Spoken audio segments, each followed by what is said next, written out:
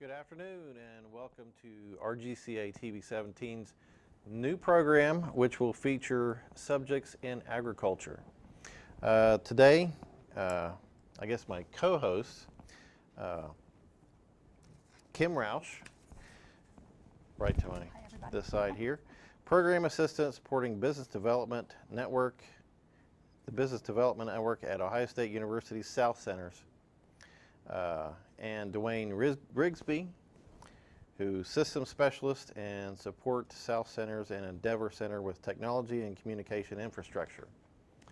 So welcome to the program, and what are we doing today? Today we have a guest speaker from the South Centers who takes care of a lot of our agricultural programs. A couple of programs that she'll talk about with us today. Our guest is Carissa McLaughlin. She's a program assistant at the Ohio State University South Centers, supports the direct marketing team and the horticulture program, among many other things that she does there. Her focus is on educational programs and a lot of the marketing. So tell us a little bit about yourself, Carissa. Well, good afternoon. Again, I am a program assistant at the Ohio State University South Centers down in Piketon, Ohio. I've been there for a little over 3 years, and I currently work in the horticulture and the direct marketing program areas, doing just a lot of support, behind the scenes support with them, and a lot of the marketing that goes along with the program areas and all the organizational things, etc. Very nice, very nice. As far as the direct marketing program, can you tell us what that is and what you do with that program? Well, currently at South Centers, the direct marketing position took on a new role with Christy Welch. We lost Julie Fox, who used to be with us for several years. She had headed up the program, and we now gained a new person, Christy Welch, and I work with her on several different types of direct marketing issues. One of the main things that I currently focus on is the Market Maker program with the direct marketing. I am the coordinator of the Ohio Market Maker, and that particular program is a huge part of the direct marketing that we do there. There are other things that she also specializes in, maps and apps and other areas that are all about marketing and helping the farmers and other people out there to reach out for marketing purposes. So what are you marketing with direct marketing? Well, there's all kinds of things. For instance, what I mostly deal with Christy is, again, the Market Maker program. The Market Maker program is a free web-based program that is out there for any type of buyer or grower that can be on that particular site, and it reaches out and makes connections and allows them to market their products in various ways, anything from a restaurant owner to just your local farmer or a farmer's market person that wants to reach out to various people. How do they reach out to them? This is a web-based thing, or Yes. is it mail, or what? No, Market Maker is all web-based. You go on and create a profile, and you basically connect with all the people that are on there. It is a national program besides a state program. Currently there is over 700,000 members of that particular Market Maker site. In Ohio alone, we have around 15,000 people that are currently using Market Maker. Okay, so would I see this as a consumer? Yes. Or where would I see these things? Would it be ads that pop up as I'm surfing around, or yes, where do I see this? If you were on the web and you were looking for types of marketing for Ohio, Market Maker would be something that would pop up if you was to type in marketing. Currently, they have a newsletter that also is distributed. I'm not sure exactly who all they distribute it to, but it goes out nationally in the United States. And so you could reach out through that also if you were a local buyer or grower. Okay. Does it cost them? No. Market Maker is a free program. You can join and there's no cost. It does a lot of different things for the buyer and the grower once you've joined, a lot of different little techniques that is a part of it, advertising and different little special things that once you join it, you have access to use. Have you seen a lot of the market for these people's products expand very much, or what's the results of this? Currently, the way that Market Maker is set up, once you join, you can actually monitor your own your own profile. So you have access to know how many people have actually viewed your profile or have actually used your profile. And the turnaround that we have seen from the ones that have been in contact with us and that we've kind of tried to monitor some of the local growers, it has been a success and has improved their business by being a part of it, and made a lot of additional connections that maybe they wouldn't have made otherwise. Okay. So a lot of times with that, I think, what is a buyer? Is that more like, is that a grocery store? Is that a restaurant? Or is there both? What It are can they? be both. It depends on what you're specializing in. Market maker is for anyone that wants to be a part of it. It could be a small grocery store that would want to be on there making connections with other types of businesses that they want to be affiliated with. Or it could just be your local farmer who is on there selling his pumpkins or tomatoes and wants to make connections with people that want to buy those products. Or if they want to make connections with other farmers because they want to, increase their sales as far as tomatoes. If they run out, they can make connections there to reach out to other farmers to consume the products amongst each other as well. So it sounds like if you're maybe a smaller farmer, it's a way to get rid of your produce online, if you would. Yes. It maybe you would partner with another farmer to sell to a larger vendor, right? Yes, you can do that. Yes. Okay. Great. And you do offer trainings, right, for people that might want to become part of the Yes. market maker? Right now, I just got back from the OPGMA conference, and we did a training out there, a morning training, and we are getting ready to offer some new trainings in 2015. And what that basically consists of is we talk a lot about what market maker is and what all that it does, and what you can use it for, and all the research and marketing techniques that it offers to you. And we actually will be in these new workshops walking you step by step through the process in a computer lab process, so that everybody can just log on and we can walk them through it and help them set up their profiles to make sure that everything's going smoothly and that they can get things up and going. And if they want more information about that? They can email me. That's probably the best way, quickest way to get a response. mclaughlin.4@osu.edu is my email. There is some information on our South Center's website as well, southcenters.osu.edu. They can go on there and look at some things, but if they have specific questions, they can email me. Again, I'm the coordinator, so when they do join or have questions, they immediately come back to me anyway. So. And it's an Ohio-based program, Ohio only? Currently, I monitor the Ohio Market Maker, but the Market Maker itself is a national program. And it's an online, web-based, free program for anyone that wants to be a part of it. Be a part of it either as a supplier or a buyer? Yes. Okay. Yes. Either way. And it's free for both sides? It is free for both sides. Okay, There is no cost involved. And there is a website for that. Do you know the web address to that? Yes. Right now, if you type in marketmaker.com, you'll go probably to the national site. They are currently working on their website, so things have kind of changed around with their links and whatnot. Riverside Research out of Dayton, Ohio, recently purchased Market Maker, so they're working on those things. But if you type in marketmaker.com, it'll come up. Great. You also talked about ways of communicating with that. Do they have a listserv or any way that they get normal communication from? Yes. Well, there is two things with Market Maker that is available. The first is once you join and you're a part of Market Maker, you can go in and they have a technique called the buy and sell forum. And what that is you can post something that you are wanting to purchase, buy, or something that you want to sell. And that reaches all of those members that are on the Market Maker site that are interested in it. And what I mean by that is when you create your profile, you type in information that solely pertains to you that you would have interest in. So if I was, for instance, going on there to sell tomatoes, those that have marked that they have interest in that are the ones that will receive and see that ad that I am looking to buy or sell my tomatoes. The others that are, have no interest in that, if I'm a hops grower or something, I would not see that come through. That's wonderful. That way they can only get the products that they want. So. Yes. Anything else about the direct marketing as far as that program before we move on to maybe a horticulture?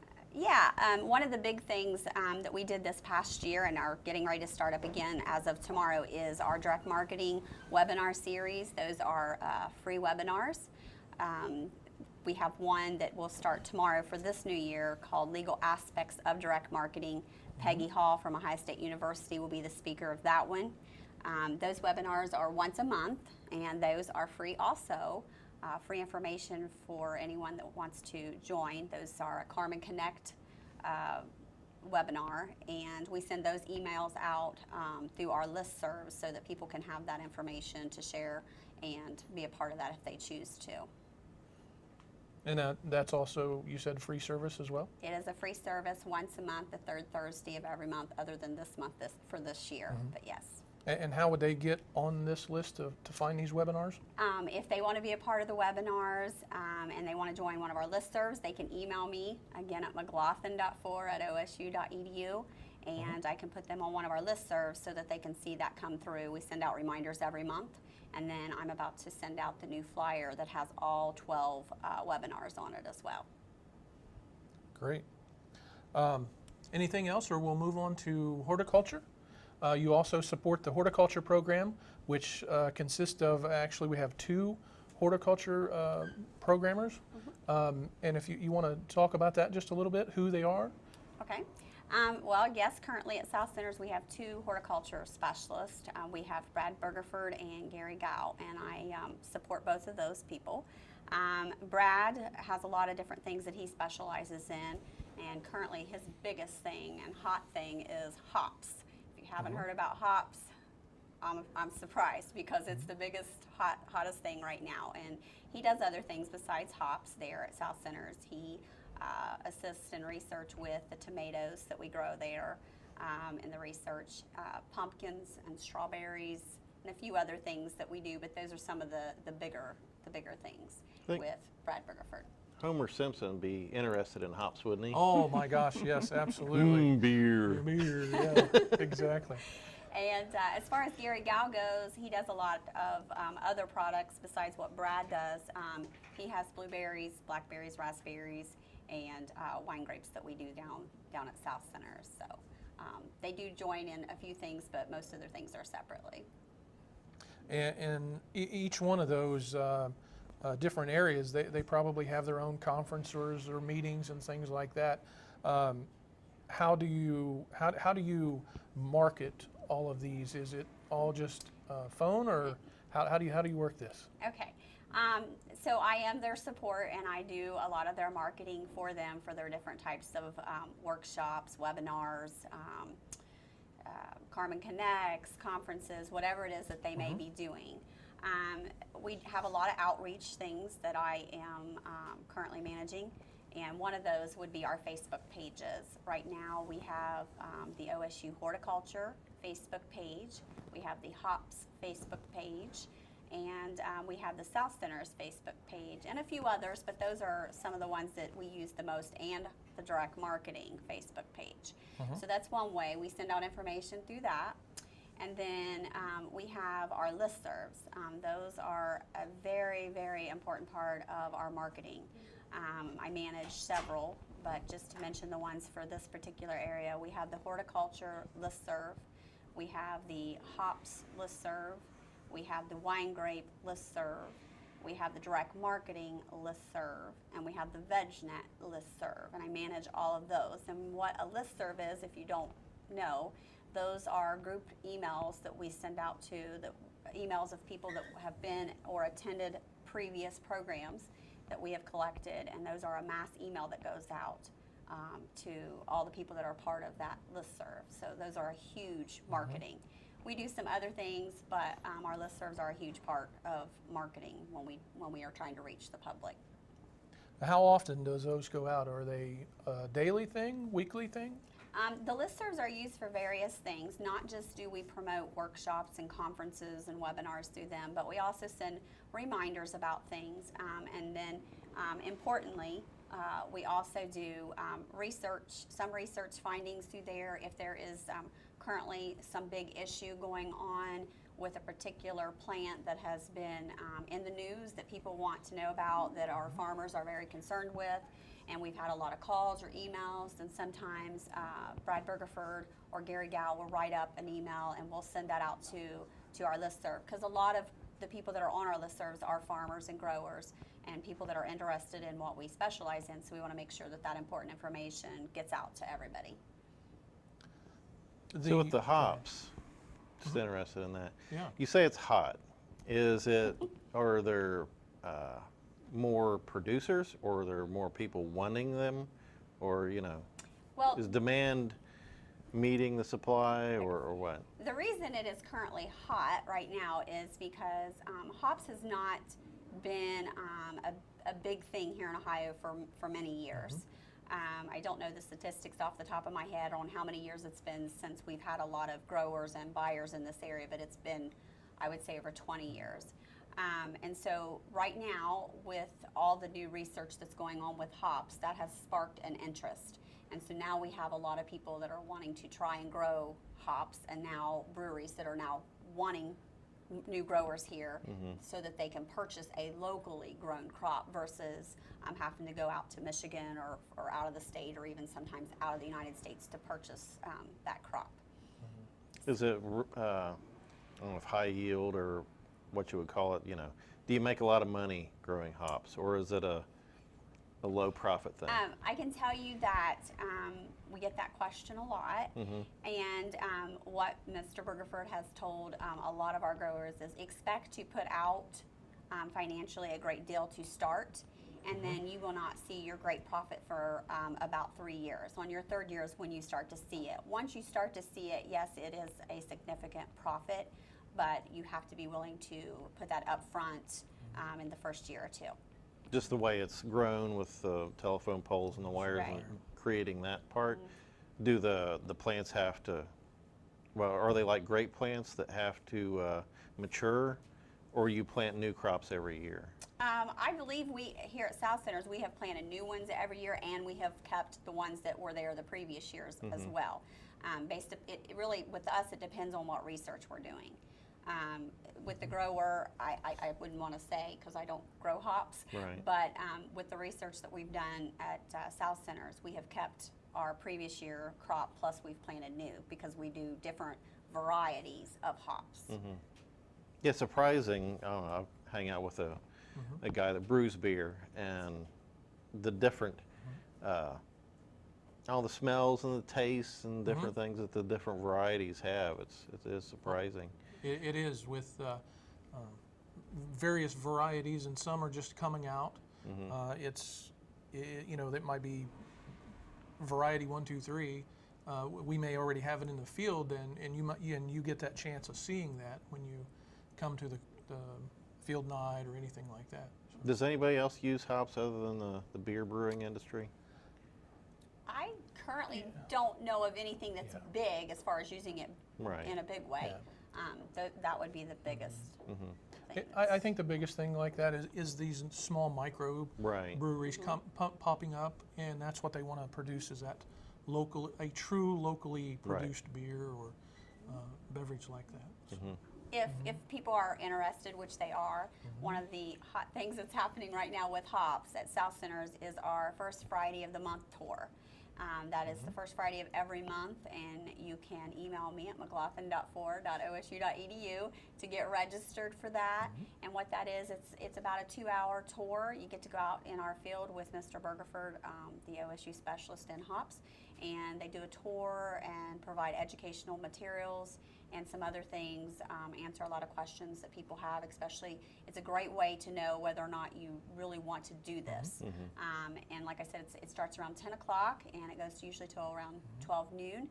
It is a free tour. There is no cost involved, but you do have to pre-register so that we know, who is attending for that. I would imagine the next question might be, how much land do I need to produce enough that would make any difference? You know, is this a crop that you can do with very little land, or do you need a little bit of a larger plot? You can do both. We have people that call in that just have a couple acres that would like to experiment because maybe they're growing 2 or 3 other things and they just have a few acres that they want to take that land and just try to do something new with. And you can do that and then expand later. And a lot of our new growers, that is how they start, because it is very costly to start up hops. And so it is better to start out on just a couple, 2 to 3 acres, 5 or less, when you do start it. So you can be a small grower or a large grower with it. I don't know if you know, how's the market been for like tobacco? I don't know if this is something that would take over that, or, you know, because tobacco you can grow in smaller plots and make a difference in your income. And I've seen, just driving through the country, less and less tobacco fields. I don't know if it's because of the labor intensive work that it takes to do it, or if there's just not as much incentive anymore. I think you're right as far as there's not as much incentive, but then also they're also trying to, I'm not saying eliminate the crop, but just trying to reduce that, just because of the effects of it later. Right. And such. I don't see hops taking it over as far as like that being a factor at all, because tobacco is a lot of labor and hops as well is a lot of labor. Expect to be asking someone to help because it's more than a one-man Harvest job. time. Yeah, it's a lot of work. Harvest time's a lot of work. It is. A lot of work We have a lot unless of people that help us as South Centers, and if you were someone that was wanting to grow hops, expect to need that. And I think there's a conference that's will be coming up here shortly about hops and also a beginning grower, if you would, or just starting out. There's a one-dayer at the same conference. Yes. Right now, currently coming up in February, the first thing that we have that is going on is February the 4th. It's the title is Getting Started in Hops Production.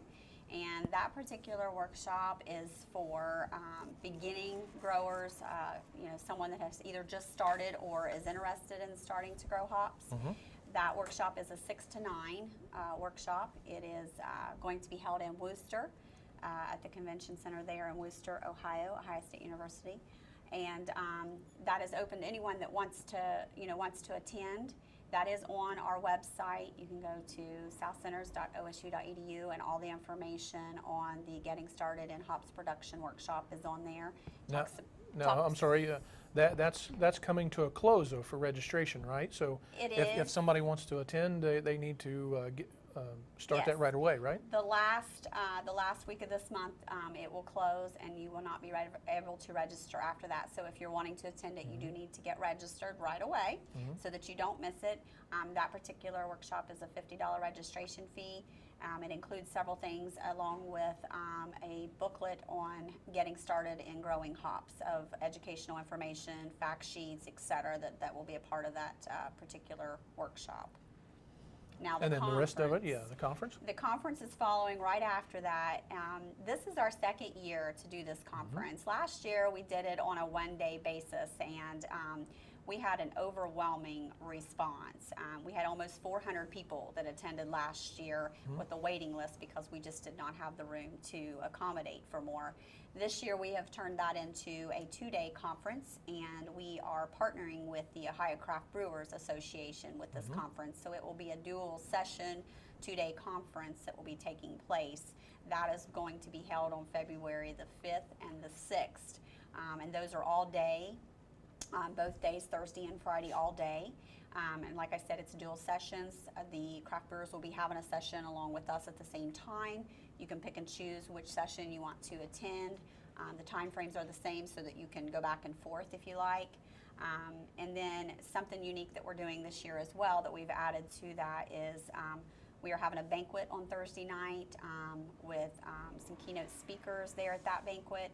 And then following that, we will also be having the brewery tour. And then, now don't let me forget this, right in between there on Thursday, right after the conference concludes, we will be doing a hops field tour at the Worcester field because we do have 2 fields that we work with and do research, and one of them is located there in Worcester. So we'll be doing a tour out in their field at the end of the day on Thursday prior to the banquet.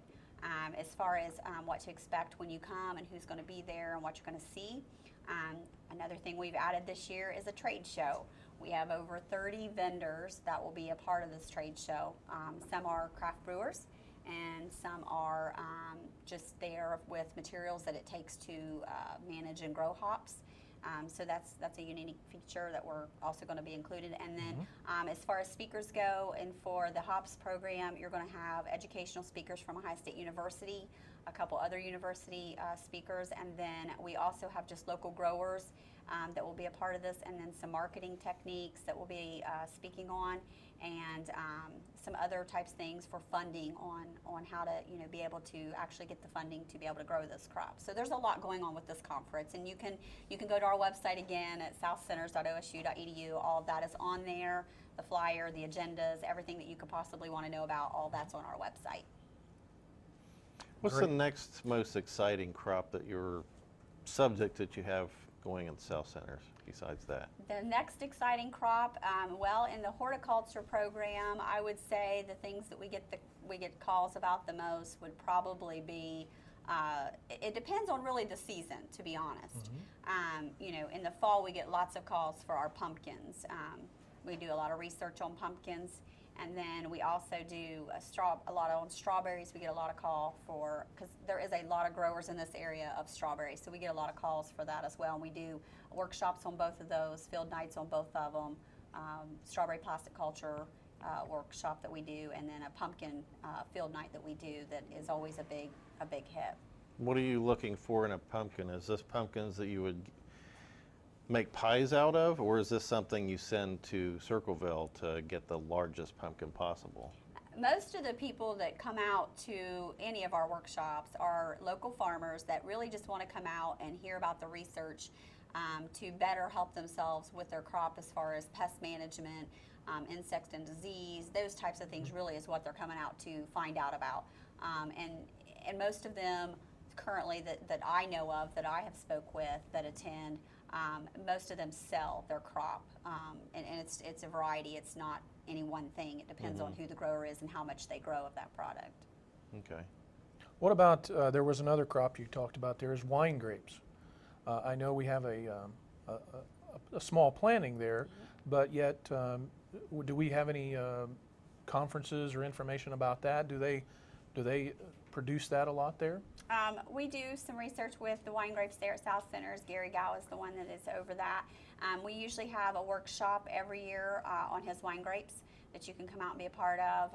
To learn about that, usually most people are on the wine grape listserv. So if you want to be on that, just email me and let me know, and you'll get that information. During that workshop, what we do is they get to go out and tour the grapes, and they experience what's going on there at South Centers, learn about all the research and different things that are going on with pest management again, and insects, et cetera, that, all the things that really involved with the research. And then we also, part of that workshop, it's usually a daytime workshop, do wine tasting, and they get to taste some of the wine that OSU does through our grape research. That's Okay. awesome. Well, this will bring us to the conclusion of this program. If you would like to keep an eye out for different programs that we're going to have in this time slot, this program will happen probably once a month. We have the arts program, and we've got a couple other things in store for you at this time slot. So keep your eye open. You'll see announcements on RGCA Channel 17 for what will be upcoming. Do we have an idea of the next guest for the manufacturing from the Small Business Administration is going to be next week at this time slot at 2 o'clock on Wednesday. And I think one of our next speakers will be Emily Weeks from the Soil and Water Program. The third Wednesday, yes. The third Wednesday will be on this program next time, and we'll probably talk a lot about alternative crops, bioenergy, things like that they're researching there. Okay, sounds great. So thanks for joining us, and we'll see you next week.